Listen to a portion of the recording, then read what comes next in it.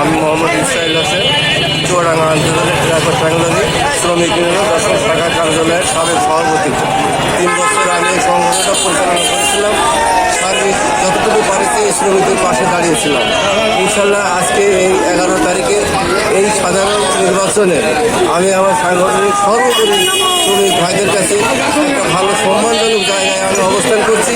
ইনশাল্লাহ তারা আমার এই বিগত দিনের কার্যক্রমগুলো যা করেছি তার পরিপ্রেক্ষিতে আজকে অবশ্যই আমি আশা করি তারা আমাকে অবশ্যই জয়যুক্ত করবে এই ভোটে।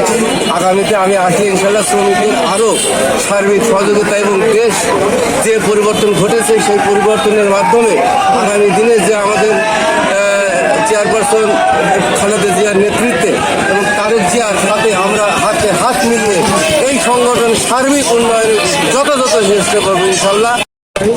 আজকে চুয়াডাঙ্গা জেলার শ্রমিক ইউনিয়ন কার্যালয়ে নির্বাচন সকাল 9টা থেকে শুরু হয়েছে। তো নির্গতিতে শ্রমিকরা আসছে দুই একটা করে এখন বেলা বাড়ার সাথে সাথে একটু বাড়ছে ভোটের সংখ্যা। তো এখন মোটামুটি খুব সুষ্ঠু নির্বাচন হচ্ছে, সবাই আনন্দ পাচ্ছে। তো আমি সেক্রেটারি ভোট করছি দর্শনা ছায়া কার্যালয়ে শ্রমিকদের পাশে দাঁড়ানোর জন্যে। যদি আমাকে সবাই ভোট দিয়ে নিয়ে আসে আমি শ্রমিকের পাশে দাঁড়াবো। যখন ডাকবে, যখন কোনো বিপদ আপদে আমাকে স্মরণ করবে, আমি ইনশাল্লাহ আসবো, শ্রমিকের পাশে দাঁড়াবো।